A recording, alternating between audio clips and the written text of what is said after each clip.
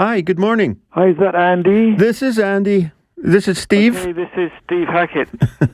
Lovely. How are you? I'm great. Yeah, I'm doing really well. Thank you. Good. I just wanted to wish you a happy belated birthday. I understand a couple of days ago you had the cake and everything. Is that right? That's right. I did indeed. Yeah, I had. I'm 1 day older. Good man. Right. But you're already in fit and getting set to do this big tour. That's right. Yeah, I'm in pretty good shape. I'm not bad, for a young guy. You know what I mean? Oh, I know too well, Steve. I know. I wished Peter Gabriel happy birthday because his one's his was yesterday. The day after mine, and he wrote back and said, "I had a shock this morning. I was standing there naked, and a 70-year-old man was staring back at me." I know exactly where you're coming from, though, because I'm not far behind you myself. Steve, right. First of all, I just got this assignment last week, and I was so excited about the whole thing. I'm just thrilled to bits that I get a wee chance to talk to you. And, I know that all the years that, it's a lifetime for you that you've been out there playing and creating. Yeah. And you've probably been asked every single question in the world about this, that, and the next thing. And for me, I'd love to find out, if we can just have a wee chat about things. When you were starting out, can we go back to the beginning as that young man in England, and where everything kind of started for you?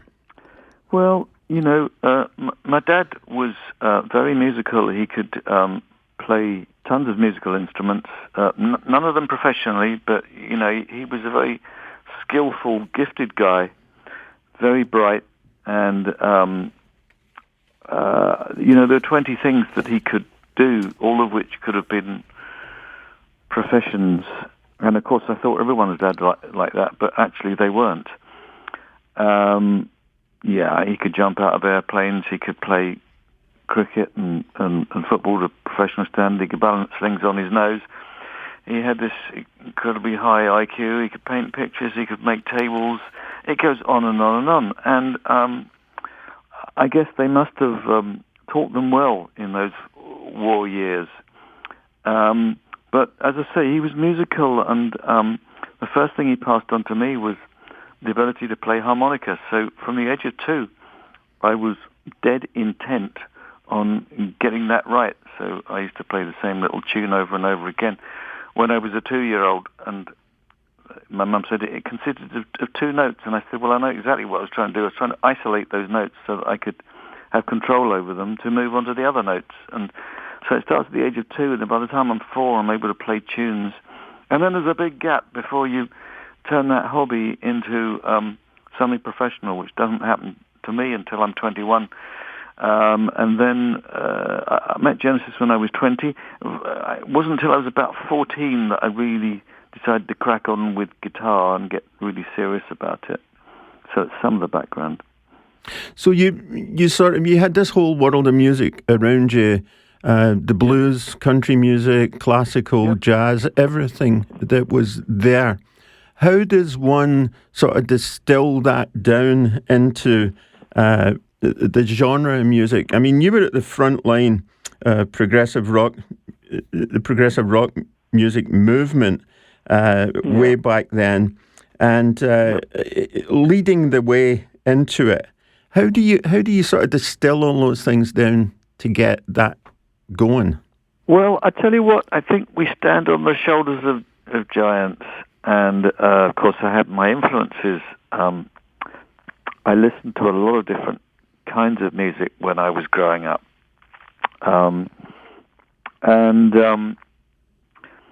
Perhaps people were using the term rock music less, because I think that in the 1960s music became very eclectic once the Beatles started working with half of India and what have you. So music was full of surprises from then on. Now, I listened to tons of blues stuff. Being an aspiring guitarist, it seemed like all the sonic developments were happening in blues. So whilst I was trying to get that together, I was listening to Segovia at the same time, classical music was a guilty pleasure for me. I wasn't going to down tools with the electric guitar and spend the next 10 years learning how to play Bach perfectly. I was in too much of a hurry for that. I thought if I could take on an influence of that, that'll be enough, and I'll concentrate on electric. But over time, I spent more and more time with nylon string classical guitar and taking from it what I wanted and leaving behind what I didn't. And somewhere in the 1970s, 60s, towards the end of that decade, there must have been other like-minded people who, were going through the same range of influences. On the coattails of the Beatles, of course, we all managed to, and manage today to earn a living at music. But I think certain bands started to fuse those disparate influences. Procol Harum doesn't get much of a mention these days, but it was a huge influence on Genesis, for instance, and they were obviously guys from music schools putting together that stuff. And certain other bands that I have to mention, bands that were influenced by jazz and classical and rock and acoustic and folk, Jethro Tull, King Crimson, the guys in Yes, and I got to work with a number of these characters over time, particularly the Yes guys and the Crimson guys. So I guess we were all in the same club of trying to come up with surprising music that had yet to have the catch-all term prog or progressive. We just thought we were trying to do stuff that was as original as possible. We were very idealistic, I think, at that time, but stretching the credibility of what you could stuff into one song, I think, with a load of disparate influences. I know that when you were younger, you put an ad in the paper, and Peter Gabriel answered it, and then you became a member of Genesis. Can we go back to that day when you got the news? What was that feeling like? Because I know that probably you were kind of frustrated in the directions that things were going in the music of it, and you finally kind of found your place. Would that be a good statement? Yeah, I think I was frustrated with what was going on musically at that time. Most bands were blues based. I think most bands were either trying to be Jimi Hendrix or Cream or Jeff Beck. I think Fleetwood Mac was still very much a blues band at that point. They weren't going to develop beyond that. There were still blues roots there. Nothing wrong with that, of course. But then, music was on the turn, and I think the blues boom, unhappily at the time, started to die on me and many others. But perhaps that was a lucky break, because as music became more subtle and sophisticated, so there was room for someone who was spending as much time on acoustic guitar as on electric. So that was... It meant that there was an opening up. Genesis wanted someone who liked 12-string guitar. I just had to sell one, in fact, in order to get hold of a Gibson. I was on my uppers there, but they knew I loved that, and from day one I was swapping chord shapes with Mike Rutherford. So, we were in with the sort of close detail of music was what it was all about. And Genesis and I shared a love of being able to fool people as to what instrument was playing. Was it guitar? Was it keyboard? I think we were very good at twinning both and getting things to sound like a third instrument, perhaps, and creating those kind of impressionistic atmospheres that early Genesis was known for. A lot of tinkling stuff, a lot of understatement. Very, very subtle band, Genesis, in those days. We talked just a wee bit earlier about collaborations over the years, and people like Steve Howe and Ian Drury, Jimmy Page. I mean, Brian Mays. There's so many of them. Is there anybody that you would have loved to have worked with but you didn't, or anybody now that you would like to work with? Well, there are many people who passed on who I think were absolute geniuses at their craft.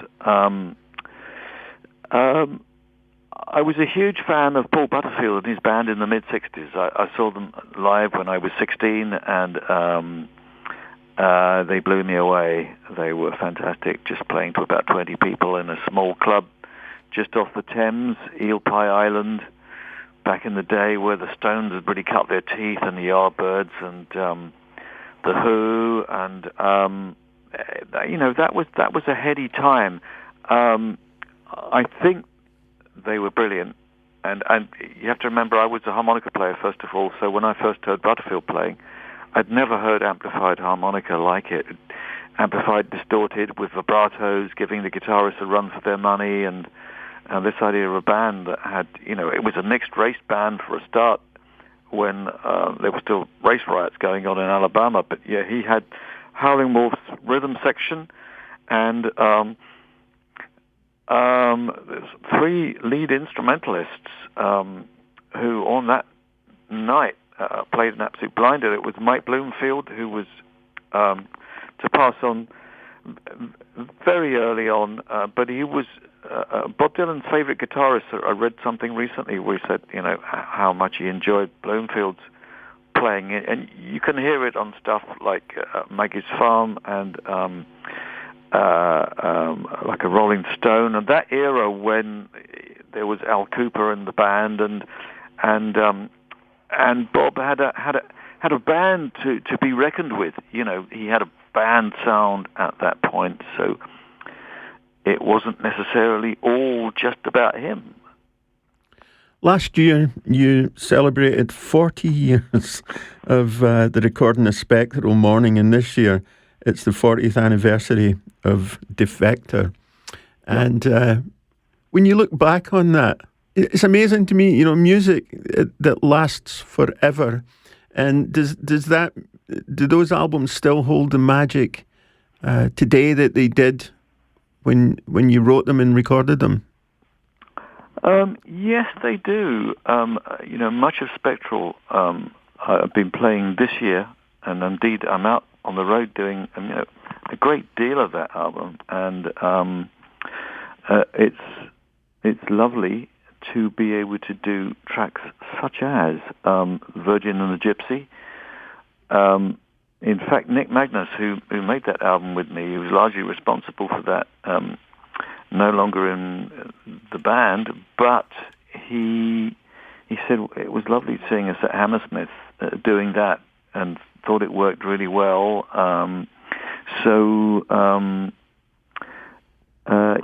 He's able to sit back and take in a lot of what he helped craft with me back in the day.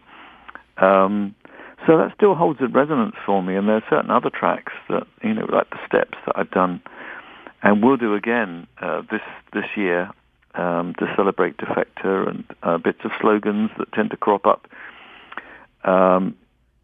I've usually sort of twinned it with Los Endos in recent years, but we'll take a section of that. So sometimes it's the instrumental parts that work very well from Defector, and I also do a sort of acoustic version of Overnight Sleeper that is also part of Jacuzzi. So Jacuzzi and Overnight Sleeper get twinned into this kind of acoustic thing that I tend to do as a 3-piece, or even as a 4-piece, as we sometimes do, and it gives a chance to pare things down and go back to basics, but you still get the energy of the tune coming across. Time signatures. I mean, I've even done that with it was a Hungarian Eastern European orchestra. They're very familiar with time signatures because they've got the Bartok stuff, so that's in their DNA. Their folk music has this. So before progressive stuff started using uneven length bars, you've got that with Eastern or Central Europe in a way. You're just about to embark on this Genesis Revisited tour. 18 shows so far in North America, and selling England by the pound, and we're all getting very excited about this show and to see it live in both Edmonton and Calgary upcoming soon. How does that feel, all these years later, to be up there and seeing, not just from the point of view of playing the music, but to look at the people and just see how much this music has meant to so many of us for a lifetime? It always meant a lot to me. That album, Selling England, was very important. I loved the album, and it looked like perhaps not too many people were going to take notice of it. And we were in the States, we were in New York, and just as we were leaving, desperate to get a gig elsewhere, somewhere over that side of the pond, we had a 2-week hiatus before we were going to go to LA, where we were going to play the Roxy Club. And we heard that John Lennon had just given an interview on WNEW and said that Genesis was one of the bands that he was listening to. So even though we were a long way from having made it, nonetheless we had the seal of approval then, which I fall back on that now. Whenever I think, things aren't moving too quickly. Yeah, but just remember, you had John Lennon's ear. Even for 5 minutes, that was important. More important than having a 15-minute burst of fame, 15 minutes of fame. That, to me, was hugely important because as a band, as individuals, we'd all spent so much time in the company of the Beatles, though they didn't know it at the time, listening to Beatles records. So important. Any regrets over the years, Steve? Has it been a good musical life? I don't think I've had any regrets. No, I think that because my allegiance is primarily to music, even more so than remaining a part of Genesis, which I considered to be the best band in the world. But at that point, I was being prevented from doing solo work outside the band, and I decided that my allegiance has to be to music. Even though I love the Genesis stuff, it's got to be wider than that. And I had to make that leap of faith. So no regrets. I think that maybe the difference now is the fact that when I was young and so very, very keen to make it, I was quite brutal in cutting people out of my life that I just thought were a distraction. It was very, very hard to get into a band, very hard to form a band and all of that. And I wish I'd been gentler with friends. But perhaps, that's the price of being young and headstrong and hot to trot and all the rest. But I've reconnected with a lot of my friends from that time. And I think it's important to have a connection to the past and not to be a total swine, shall we say. And your advice to any of those headstrong, keen up-and-comers, Steve? Well, I think you can make it without being totally selfish. I know that music is completely absorbing, and all art is an act of selfishness. You've got to take yourself off from people and commune with whatever muse you've got. But I think it's a very good idea to have the ability to talk to everybody. And I had to learn the art of conversation all over again once I'd cut off from people. And I think you can be ambitious but you don't have to ride roughshod. That's the word I'm looking for, over people's feelings. So, be interested in people, and if you're stuck for conversation, ask them about themselves. Let them open up, and it's a very good key to opening yourself up. Ask other people about themselves. Small thing, isn't it? But it's very important. Thank you so much for that. Thank you. Steve, I look forward to seeing you. I'll be out there in the audience on the 27th in Edmonton. Wonderful. Please bring warm clothes.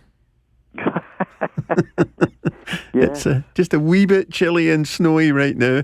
But anyway, thank you so much for doing this, and thank you so much for talking again. Thank you for the music that you brought to so many of us, and the joy, and taking us through our teenage years. And it's been a wonderful journey with you. Yeah, only teenagers in spirit need apply. That's the thing. Right? So, that's a T-shirt. Thank you so much. All right, mate. All right. See you in a couple of weeks. Happy trails. Brilliant. Bye. See you then. Thank you. Bye.